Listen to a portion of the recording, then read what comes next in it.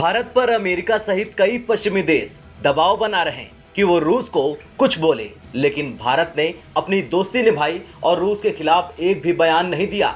इसी से खुश होकर रूस ने अमेरिका सहित उन पश्चिमी देशों को करारा जवाब दिया जो भारत को रूस से गद्दारी करने के लिए कह रहे थे। इस पर रूसी विदेश मंत्रालय ने कहा कि उन्हें अफसोस है कि पश्चिम की ओर से एकजुट होकर G20 की गतिविधियों को अस्थिर किया जा रहा, लेकिन भारत की अध्यक्षता की रचनात्मक भूमिका की तारीफ करनी होगी। दरअसल बेंगलुरु में G20 देशों के वित्त मंत्रियों की बैठक बिना कोई बयान दिए खत्म हो गई। इस बीच रूस ने पश्चिमी देशों पर जमकर हमला बोला।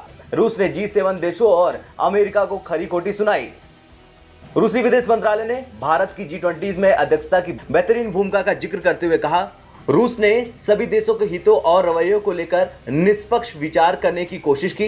इस संदर्भ में भारत ने संतुलन दृष्टिकोण अपनाया जो वित्त और संबंधित क्षेत्रों में आधुनिक चुनौतियों से निपटने के लिए बेहतर नींव तैयार करता है, जिसमें आर्थिक और सतत विकास लक्ष्यों का कार्यान्वयन करने के लिए समर्थन हासिल है। तो वहीं रूस ने यह आरोप लगाया कि उनके विरोधी, खास तौर पर अमेरिका, यूरोपीय संघ और G7 उन्हें हर जगह से अलग थलग करने की हर मुमकिन कोशिश में जुट गया है। इतना ही नहीं, अंतर्राष्ट्रीय सुरक्षा के साथ वैश्विक अर्थव्यवस्था के क्षेत्र की समस्याओं के लिए मॉस्को पर दोष मढ़ने का प्रयास किया जा रहा। रूसी विदेश मंत्रालय ने पश्चिमी देशों पर यूक्रेन की स्थिति को लेकर बेतुकी धारणाओं को उछालने का भी आरोप लगाया।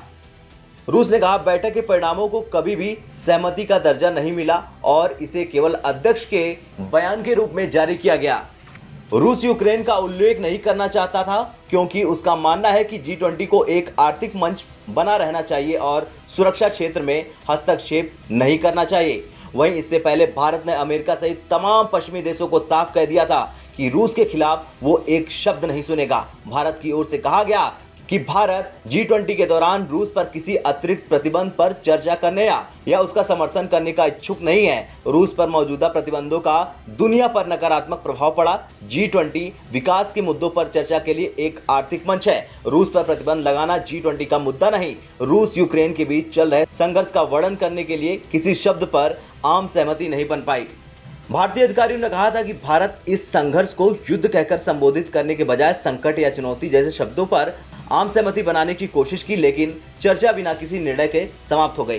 खैर, भारत के बाद अब रूस ने जिस तरह से दुनिया को एक झटके में समझा दिया, उसके बाद तो एक बात साफ है, ये दोस्ती न तो कोई तोड़ सकता है, न ही भारत रूस के बारे में थोड़ा भी गलत सुन सकता है और न ही रूस। आपका क्या कहना है रूस और भारत के इस भयंकर रूप को लेकर? कमेंट कर जरूर बताएं। ब्यूरो रिपोर्ट, भारत तक।